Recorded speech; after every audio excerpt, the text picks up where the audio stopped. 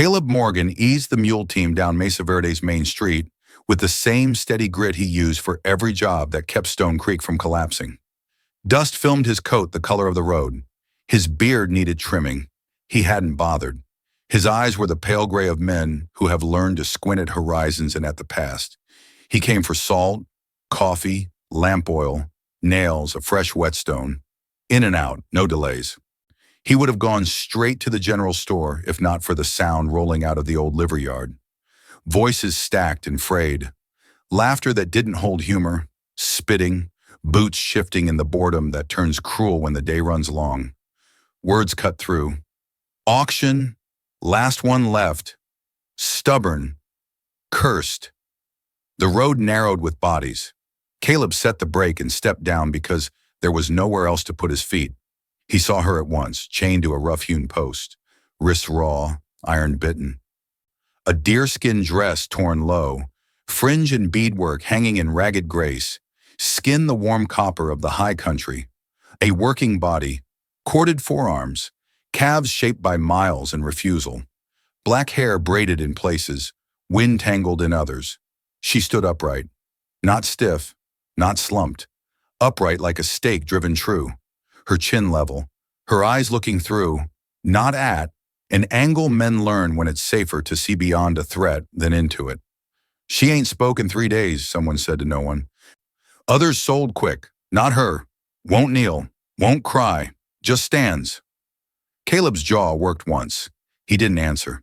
He stepped closer. Dust lifted around his boots. Her eyes shifted finally and fixed on him, fast and exact, measuring threat, measuring cost. No plea lived there, no hope, no softness. Just inventory and decision, the way a soldier checks exits at dawn. He could leave, buy his nails, his oil, drive home, mend what could be mended. Walk up to the hill on Sunday and tell a wooden cross that nothing had changed. If he left, she would still be there at sundown. Some man with liquor breath and ideas would turn coin into harm. The outcome would be certain. Caleb reached inside his coat and felt the counted bills and the few coins he turned over twice at breakfast. How much, he said, voice rough from long disuse. The handler blinked, surprised that Caleb spoke, and more surprised there was interest at all. He named a number, too high for patience, too low for mercy. Caleb didn't haggle. He set the money in the man's palm. The chains came off with a clatter that sounded like winter breaking. Want a bill of sale? The man asked. No. The weight left her wrists. She didn't rub them, didn't move until Caleb turned away. Then she stepped forward because staying wasn't safer than following, and every choice left to her was a bad one. But some were worse. He didn't touch her, didn't guide. He climbed onto the wagon seat. She climbed up beside him, hands quiet in her lap. He noticed the torn dress in the north wind pressing cold along the street. He shrugged off his coat and held it out. She looked at the coat, then at him, then covered her legs with it without thanks or show. They left Mesa Verde to the sound of boots and talk behind them. No one followed. The mules found their rhythm. Neither of them spoke for miles. Caleb counted the jobs waiting at Stone Creek. A warped barn door, a hinge gone bad on the chicken coop, fence wire sagging toward the north trail. He glanced at her wrists, angry skin, not bleeding. She watched the horizon and then her hands. Her face stayed still. He wondered how long she had practiced that stillness. Dusk burned flat and orange over the ranch when they turned in. The fence leaned. The grass wore thin. He set the brake by the well, climbed down, offered a hand. She looked at it and stepped down alone, bare feet flinching against hard-packed earth, the pain passing over her eyes and away again. He opened the cabin door and stood aside so she could see the space before he entered it. One room. A short half wall hinting at separation. A wood stove that smoked if you didn't set the draft right. A table he'd built with legs that didn't agree. 2 beds, his, and a lower one he'd made when cold had taken someone who once lived here. That one, he said, nodding. If you want it. He didn't speak about rules or locks, didn't say what she could touch. He set a bowl of stew by the small bed and another on the table for himself, then gave her space to choose where to sit. She ate by the fire, cross-legged, eyes on the flames. He ate at the table and let the silence be heavy with new facts, not threat. When the bowls were clean, he laid an extra blanket at the foot of her bed and another on the chair in case she didn't trust the bed at all. He measured the back wall with his eyes, thinking where a proper divider might stand. Night settled. He banked the fire, blew out the lamp. In the orange glow, both of them watched the ceiling, her breath even, not deep, his counting knots in the rafters he'd hewn himself. She spoke once, voice rough as gravel. "If you lie," she said, eyes on the dark, "I walk." "I won't," he said. The stove ticked. Wind pressed the chinks. Neither of them slept, neither of them left. Tomorrow, there would be work. Tonight, staying was enough, and the question of whether it would hold until morning hung in the warm glow of the coals. Wind found every seam in the cabin and talked through them like an old enemy. Near 3 in the morning, the north shutter rattled, a quick, sharp clatter that said the nail had loosened. Caleb swung his legs to the floor without a word, boots in hand, moving the way a man does when sound has long stopped being necessary. He lifted the latch, cold slicing his knuckles, and reached for the loose board. Behind him, blankets hissed. Lila rose into a shadow and crossed the room, bare feet silent on cold plank. She didn't ask. She didn't hover. She set a hammer in his palm, iron warm from where her hand had held it. Their fingers touched, glove on skin, then let go. He drove the nail down once, twice, until the shutter held and the wind lost its grip. He looked back. Her face was unreadable, breathing even, shoulders steady. A treaty signed without ink. Dawn came a thin gray. Frost silvered the window panes. The stove ticked as embers remembered their job. Caleb set water to boil and ground coffee with the slow patience of someone who knows exactly how many turns it takes. He poured a tin cup and set it on the stool by the small bed. "No sugar," he said. She watched the steam. Didn't reach. He didn't press. "The north line's down," he told the room. "Chicken coop needs a hinge. There's tools outside if you know them. You can stay here or come. Your choice." Her eyes went to her feet, red where hard earth had bitten them the night before. He crossed to a shelf and brought down a pair of small moccasins, old but whole. "Might fit," he said. "If not, I can cut them right." She slid them on, tugged the heel once, and gave a single nod. Not gratitude, acknowledgement. By the time he reached the slope above Stone Creek, she was behind him, wrapped in his coat, hair braided tight. He set a post, tamped earth, pulled wire, movements he could do in his sleep. She watched, learning the pattern. When the second post cracked, she didn't wait to be told. She picked up another and set her shoulder to it, mallet rising and falling in a clean rhythm. The wire sang when it tightened. He passed his canteen. She drank, careful not to touch her mouth to the rim, then handed it back. They worked until the sun found strength. Silence held, not the punished kind, but not peace either. Something narrower, like a bridge built only wide enough for one careful step. When they broke, she looked toward the far hills and then at him. "What do you call this place?" or she asked, voice rough with disuse. "Stone Creek." She rolled the name once and let it go. That evening the air fell hard.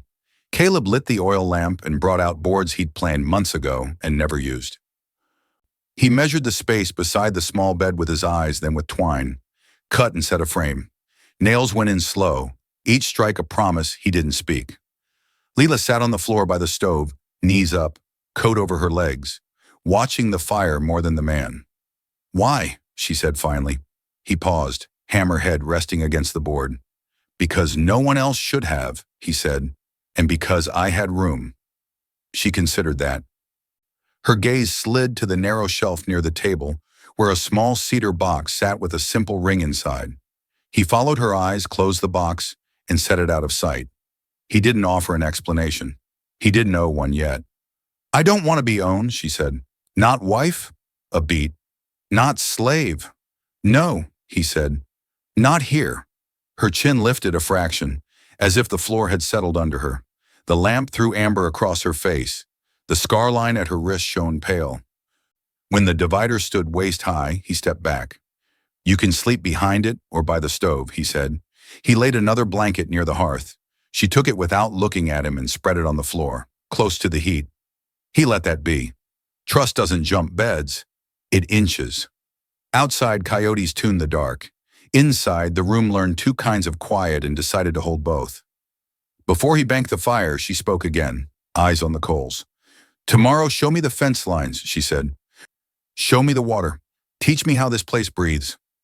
She pulled the blanket to her shoulder and closed her eyes. "After that," she added softer, "we'll see if I stay." The lamp wick fell to a pin of light, and the question hung there, small and bright, until the dark took it for the night. By the third morning, work had found its rhythm, and so had they.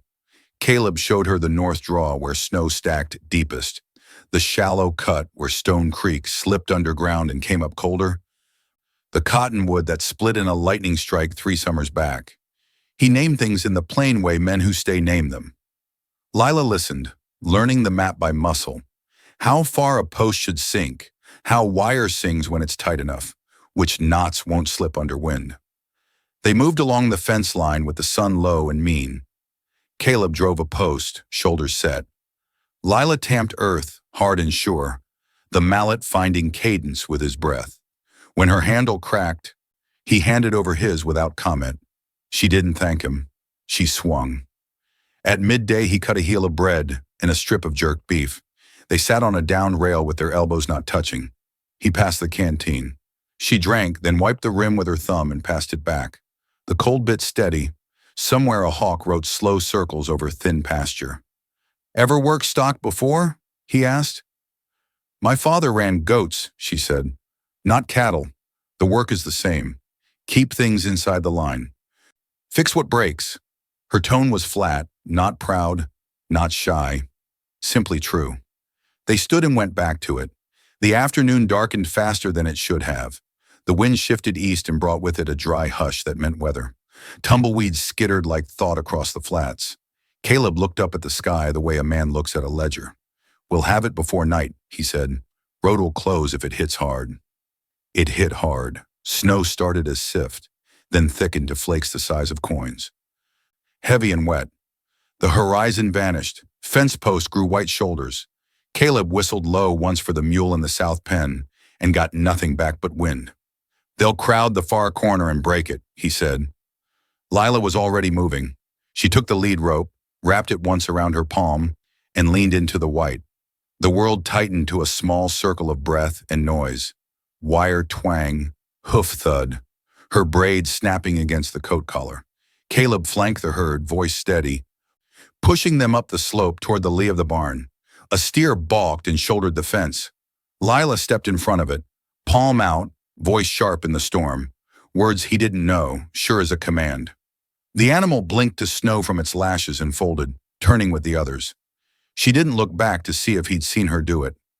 By the time they got the last head under shelter, both were soaked to the thighs and shaking with effort. Caleb dropped the bar across the gate. Lila stood breathing deep, steam rising off coat and hair. He touched her forearm just once, a check for blood or break. She made a small sound that wasn't pain and wasn't fear, just the body saying it had been used hard and was still here. Inside the cabin, the fire went up fast and orange. Wet clothes hissed and smoked on pegs. Lila knelt by the stove, spreading her palms to the heat. The lamplight threw a clean line along her cheekbone and made the old scar at her wrist shine like a pale thread sewn wrong and left. Caleb poured coffee and set a cup near her knee. She took it this time and held it with both hands. He sat in the chair and set to cleaning a cracked harness strap. The storm slammed and eased against the walls in long fists. For a while, they let the noise speak for them. Then Lila said, "You were married." Not a question. "Yes." "What happened to her?" He worked the awl through leather and back again. "Fever," he said. "Spring took her. 6 days. I built the small bed when she couldn't climb. Buried her on the hill when she couldn't stay." Lila's gaze dipped to the floor. "They sold me," she said after a time, "because I wouldn't obey. I spoke. I said no. They wanted a quiet wife and a useful slave. I was neither." Snow stacked in the window corners, soft as wool, cold as law. Caleb set the strap aside and leaned forward, elbows on his knees. "You don't have to be quiet here," he said. Her eyes lifted, dark and steady. "Even if I speak against you?" You can say what you need, he answered. She held him there for a long count, measuring if the words were boards or just paint. The fire cracked down to coals. Wind leaned once more and then went tired. Lila set her empty cup on the floor. She pulled her blanket closer to the hearth, but not as close as last night. And when she lay down, her back wasn't to him. It was to the fire, like she trusted the heat to do its work while she watched the room. Caleb banked the stove and turned the lamp low. The world beyond the windows was white and erased. Inside, something small had been written in new ink. It would read clear in the morning, if morning came kinder than the night. The storm wore itself thin over days, trading fists for a long, tired breathing. Inside, the cabin learned a softer quiet. They spoke when words were needed and let work do the rest. Caleb mended a cracked axe handle. Lila stitched a torn sleeve with sinew pulled fine as hair. When she moved, it was no longer like she was waiting for the floor to tilt. She moved like the room would hold. Night fell blue and close. The fire collapsed into a bed of coals that pulsed like a heartbeat. Caleb sat in the chair, turning a bridle in his hands, working oil into dry leather until it took shine. Lila stood by the stove, sleeves rolled, heat painting her skin the color of honey. She looked at the cedar box on the shelf and then at him. Silence, she said, is not punishment here. No, he answered. It's peace. She stepped closer. The lamplight caught the silver line at her wrist and the small flare of breath at her throat. She didn't ask permission. She didn't explain herself. She set her palm flat to his chest, right over the sternum, the way a person finds a door and decides to try it. His eyes lifted to hers. The room narrowed to the span between them and the low sound of coals shifting. Are you sure? He asked, voice rough. I stayed, she said. She leaned in. The first kiss was not long and not hungry. It was present. It said, we are here and we are choosing this. She pulled back and watched him the way she had watched fences, checking for give. He didn't reach for her. He waited. The waiting was its own respect. She moved again, closer, and this time he answered her. The kiss lengthened, deepened, still slow, the kind of care a man uses with something repaired too many times but worth saving. When her hand slid to his jaw, his move to her waist, not to claim, but to anchor. Heat built in quiet layers, like a fire that has been banked and then finally fed. When she stepped away, it wasn't with retreat, it was with intention. She crossed to the shelf, opened the cedar box, and lifted the ring into the light. She brought it back to the table and set it down between them. I am not her, she said. I know. I am not to be owned. You won't be. What am I then? She asked, not pleading, just testing the frame for soundness. He slid the ring toward her on his open palm. He didn't kneel. He didn't speak vows. He made room. A choice, he said. Mine. Yours. She looked at his hand, then at his face. The shock in her eyes wasn't fear. It was weight, like a pack lifted after too many miles. She took the ring and, without trembling, put it on herself. The metal flashed once in the lamplight, new meaning catching like a spark. The breath left his chest in a long line he hadn't known he'd been holding. He reached for her, then only enough to touch the back of her fingers where the ring now lay. She let the touch stand. Later, when the fire had settled to red, she came to his bed. No words, her hand to his shoulder. He moved over and lifted the blanket. She lay beside him carefully. Skin warm against the wool, their breasts finding the same measure. He traced the line of her collarbone, stopped, waited. She nodded once. They came together unhurried, the kind of joining that builds on work done in daylight, posts set right, wire tight, trust measured and remeasured until it holds. When it was done, she lay with her cheek to his chest and listened like she was learning a new country by ear. Men I knew, she said, voice low, took what they wanted and left. I'm not leaving, he said. I know, she answered, and sleep found her before it found him. Morning burned thin and white. She dressed by the stove, hair braided, ring bright against the sinew of her hand. He watched her move through the room and knew the center of it had shifted. Out by the south pen, they worked quiet. She hauled a bucket, set it down, stood still a moment with her palm at her lower belly, a thoughtful touch more than a fear. That night she counted days by scratch marks in her mind, and then said, plain as anything. 2 moons late. Caleb looked at her, all the old arithmetic running through him and dying quiet. Snow slid off the eaves in a soft, wet fall. He didn't answer at once. He set the kettle on and steadied his hands on the table's edge, feeling the grain, the life left in the wood. "Can you carry hope?" she asked. The kettle hadn't started to sing yet. The question hung in the room like a bright coal. Unblown. Waiting. Spring came slow and honest, the way good things do. Snow withdrew up the draws and left dark seams of earth behind. Water ran louder in the creek. The pasture took on a tired green, then a braver one.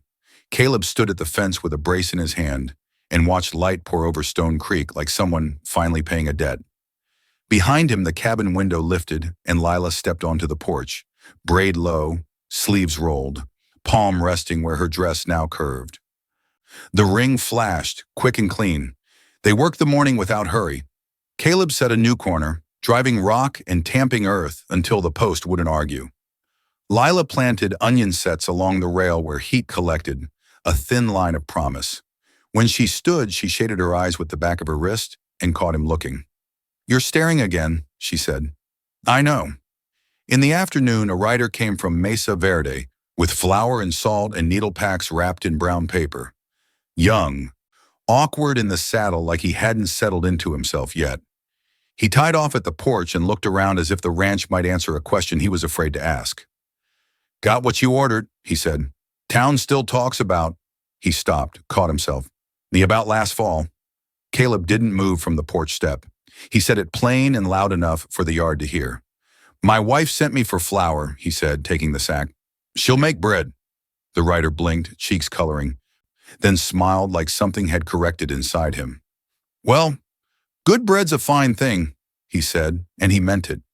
He tipped his hat toward Lila, where she stood in the doorway, and for a breath the valley felt less crowded with the wrong kind of history. He rode off, lighter than he came. That evening, Lila sat cross-legged by the hearth, sharpening one of Caleb's knives on the new stone. Long, slow strokes, steel catching firelight. The cradle he'd been carving waited near the wall. Belly hollowed, edges sanded smooth. She looked at it a long time, then at him. "When the child comes," she said, "we bury the old box by her grave." "By Claire," he said. "Because what kept you standing brought me here," she said. "We honor that and let it rest." He nodded. They wrapped the cedar box in linen. They didn't push a date. Spring would tell them when. Days lengthened. The ranch took on the sound of a place that believed in itself. Wire tight, hinge oiled. Water buckets brimming cold and clean. Lila's steps slowed only a little. She moved with intention, not caution. She laughed once, quick and low, at a hen that decided the cradle was a fine roost. Caleb looked over sharp because he hadn't heard that sound in a decade and wanted to memorize where it lived. On a late afternoon, the hills went gold and quiet. They climbed the path to the grave above the cabin, the wind soft, grass giving underfoot. The cross had weathered to gray. Caleb set the shovel in and turned a neat, small hole at the stone's base. Lila knelt and placed the wrapped box inside, palms lingering on the earth like she was telling it something in a language older than the valley. "Not an ending," she said. "A place to lay down weight." Caleb covered the hole, tamped it, set a white stone flat on top. They stood with hats in hands. He didn't speak to the cross this time. He spoke to the woman beside him. "I thought staying meant standing still," he said. "Turns out it means growing roots." "Roots move too," she said. "They go deeper." They walked down as the first lupine threw blue into the grass. The cabin windows burned amber in the low sun. Inside, the kettle took a long time to sing, like it wanted to listen to the quiet first. Lila set bread to rise. Caleb planed the cradle rails one last time and ran his palm over the smooth curve until it warmed under his hand. Later, when the moon lifted and the yard turned silver, they sat on the porch and let the night make its case. Coyotes talked far off and the creek answered. Lila leaned into him, shoulder to shoulder. "If it's a boy," she said, "we name him after your father. And if it's a girl, she chooses," Lila said, soft and sure. "We help her hear her own name when it comes."